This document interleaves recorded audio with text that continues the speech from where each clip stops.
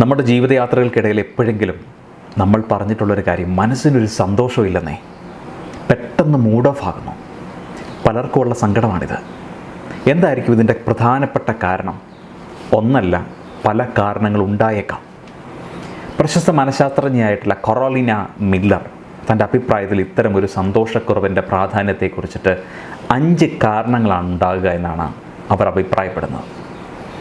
പ്രസൻറ്റിൽ ജീവിക്കാതെ പാസ്റ്റിലും ഫ്യൂച്ചറിലും ജീവിക്കുന്നതാണ് പലരുടെയും സന്തോഷത്തിൻ്റെ കുറവിൻ്റെ പ്രധാന കാരണം. പലരും കഴിഞ്ഞു പോയ കാര്യങ്ങൾ ആലോചിച്ച് അല്ലെങ്കിൽ ഭാവിയെക്കുറിച്ചുള്ള ആശങ്കകളിൽ ഇങ്ങനെ വിഷമിച്ചിരിക്കുന്നവരാണ്. ഇത് രണ്ടും നമ്മുടെ സന്തോഷത്തെ ഇല്ലാതാക്കുന്നുണ്ട്. നടന്ന കാര്യങ്ങളെപ്പറ്റി കൂടുതലായി ചിന്തിക്കുന്നതും വരാൻ പോകുന്ന കാര്യങ്ങളെക്കുറിച്ചിട്ട് വേവലാതിപ്പെടുന്നതും നമ്മൾ ഒഴിവാക്കണം. കാരണം കഴിഞ്ഞു പോയ കാര്യങ്ങൾ മാറ്റാനോ വരാൻ പോകുന്നതിനെ കൃത്യമായി പ്രഡിക്റ്റ് ചെയ്യാനോ നമുക്ക് സാധിക്കില്ല. അതിന് പകരം പ്രസൻറ്റിൽ ജീവിക്കാൻ തുടങ്ങിയാൽ സന്തോഷം നമ്മളെ തേടിയെത്തും. ഇനി പഴയ കാര്യങ്ങളെക്കുറിച്ചിട്ട് ആലോചിക്കണമെന്ന് അത്ര നിർബന്ധമാണെങ്കിൽ പഴയ കാലത്തെ സന്തോഷം നിറഞ്ഞ ഓർമ്മകൾ, അനുഭവങ്ങൾ അതൊക്കെ ഓർത്ത് വെക്കുക. അതിനെക്കുറിച്ച് ഓർക്കാൻ ശ്രമിക്കുക. അതുപോലെ ഭാവിയെക്കുറിച്ചിട്ടുള്ള നല്ല വിഷ്വലൈസേഷൻ നടത്തുക.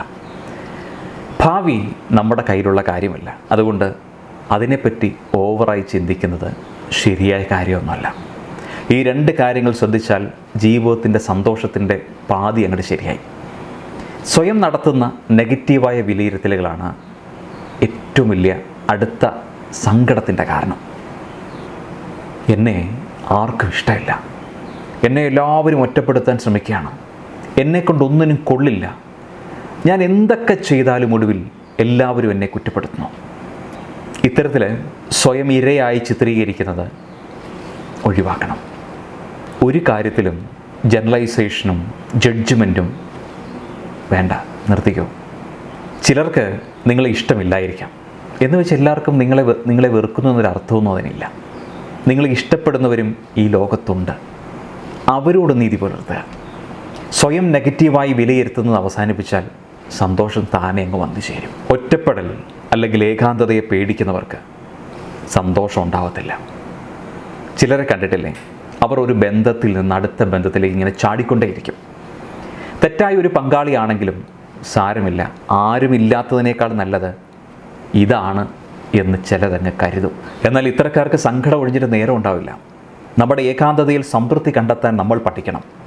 നമ്മൾ തരിച്ചായിരിക്കുന്നത് നമ്മളുടെ തന്നെ ഗ്രോത്തിന് സഹായിക്കും.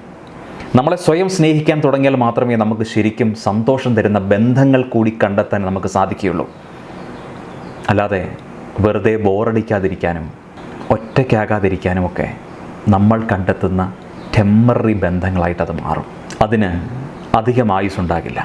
അതുകൊണ്ട് ലവ് യുവർ സോളിറ്റ്യൂഡ്. യുക്തിക്കും ചിന്തയ്ക്കും പകരം വികാരങ്ങൾക്ക് നമ്മളുടെ കടിഞ്ഞാൻ കൊടുക്കുന്നതാണ് സന്തോഷമില്ലായ്മയുടെ അടുത്തൊരു കാരണം.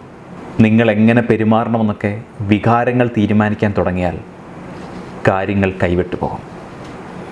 നെഗറ്റീവായ വികാരങ്ങൾ നിയന്ത്രണമില്ലാതെ നിങ്ങളുടെ മനസ്സിനെ കൈകാര്യം ചെയ്യാൻ തുടങ്ങിയാൽ അത് അപകടമാണ്. അങ്ങനെ വരുമ്പോൾ നിങ്ങളുടെ സന്തോഷത്തിൻ്റെ താക്കോൽ നിങ്ങളുടെ കയ്യിലുണ്ടാവില്ല. അതുകൊണ്ട് ഇമോഷൻസിനെ നിയന്ത്രിച്ച് ചിന്തിച്ച് യുക്തിപൂർവം പ്രവർത്തിക്കുക. ശാരീരികമായ അപര്യാപ്തതകൾ നമ്മളുടെ സന്തോഷത്തെ ഇല്ലാതാക്കും. നല്ല ഉറക്കം, ആവശ്യത്തിനുള്ള ഭക്ഷണം, പോഷകങ്ങൾ, പോസിറ്റീവായ സ്പർശനം എന്നിങ്ങനെ ശരീരത്തിന് ആവശ്യമായ കാര്യങ്ങൾ ലഭിക്കാതെ പോകുന്നതും നമുക്ക് സന്തോഷം നഷ്ടമാകുന്നൊരു കാര്യമാണ്. ഈ മനസ്സിന് സന്തോഷം ലഭിക്കാൻ ശരീരത്തെയും പരിപാലിക്കണം. എപ്പോഴും ഈ കോൺക്രീറ്റ് ചുവരുകൾക്കുള്ളിൽ അങ്ങനെ ഇരിക്കാതെ ഇടയ്ക്കൊന്ന് പുറത്തോട്ടൊക്കെ ഇറങ്ങണം. പ്രകൃതിയുടെ പച്ചപ്പ് ആസ്വദിക്കുക, ഒരു യാത്ര പോവുക, പെറ്റ്സിനെ പരിപാലിക്കുക, ഗാർഡനിങ് ചെയ്യുക, ഒരു ചെറിയ പോട്ടൊക്കെ എടുത്ത് അതിനകത്ത് കുറച്ച് ചെടികളൊക്കെ നട്ടുവെക്കുക, ജീവിതത്തിൽ പ്രധാനപ്പെട്ട വ്യക്തികളുമായി ബന്ധം പുലർത്തുക എന്നിങ്ങനെ കുറച്ച് സന്തോഷം തോന്നുന്ന, നമുക്ക് പേഴ്സണലി നമുക്ക് തോന്നുന്ന സന്തോഷം കിട്ടുന്ന കാര്യങ്ങളിൽ ബോധപൂർവം ഒന്ന് മുഴുകുക. ഇത് ശരീരത്തിന് അല്പം ആയാസം തരുന്നൊരു കാര്യമാണ്. അതുപോലെ തന്നെ മാനസികമായ പിരിമുറുക്കങ്ങൾ ഇല്ലാതാക്കാനും നിങ്ങളുടെ സന്തോഷത്തിന്, സമാധാനത്തിന്, ഒരു പീസ്ഫുൾ മൂമെൻറ്റിന് ഇതൊക്കെ കാരണമാകും. ഈ 5 കാര്യങ്ങൾ നിങ്ങളുടെ സന്തോഷത്തിൻ്റെ വെല്ലുവിളികളാണ്. അതെങ്ങനെ പരിഹരിക്കണമെന്ന് നിങ്ങൾക്കിപ്പോൾ മനസ്സിലായില്ലേ? സോ ഇനി മൂഡ് ഓഫ് തോന്നുമ്പോൾ ഇതൊക്കെയാണോ ആ മൂഡ് ഓഫിൻ്റെ കാരണങ്ങളെന്ന് പരിശോധിക്കുക. നിങ്ങൾക്കെപ്പോഴും സങ്കടമാണെന്ന് പറഞ്ഞ് നിങ്ങളൊരു മുറിയുടെ മൂലയിൽ ഇങ്ങനെ സങ്കടപ്പെട്ട് കണ്ണും നനഞ്ഞിരിക്കരുത്. നിങ്ങൾക്ക് പറ്റണില്ലെങ്കിൽ ഒരു പ്രൊഫഷണൽ ഹെൽപ്പ് തേടുക. അവരുടെ വാക്കുകളിലൂടെയും അവരുടെ പ്രൊഫഷണൽ മെത്തേഡുകളിലൂടെയും നിങ്ങളുടെ സന്തോഷത്തിൻ്റെ താക്കോൽ അവർക്ക് നിങ്ങൾക്കായിട്ട് തുറന്നു തരാൻ പറ്റിയാലോ? ഒരു ക്ലിനിക്കൽ സൈക്കോളജിസ്റ്റിനെ കാണുക എന്നർത്ഥം. Have a great day. By.